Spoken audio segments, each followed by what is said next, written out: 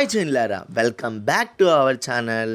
నేనైతే రాత్రి కొంచెం అన్నం మిగిలిందని ఎగ్ ఫ్రైడ్ రైస్ అయితే చేద్దాం అనుకున్నాను. ఏమీ లేకపోయినా స్ట్రీట్ స్టైల్లో ఎలా చేసుకోవాలో చూసేద్దామా?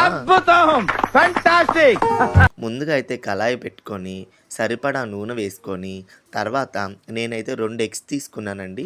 మీకు ఇష్టం వచ్చినన్ని అయితే మీరు కూడా వేసుకోవచ్చు. అయితే ఆ ఎగ్స్ని బాగా వేపుకోవాలి, ఎందుకంటే అది పచ్చివాసన అంతా పోవాలి కాబట్టి మంచిగా వేపుకొని బాగా దాంట్లో వేపుకున్న తర్వాత మనమైతే తీసి పెట్టుకున్న అన్నాన్ని కూడా బాగా కలుపుకోవాలండి.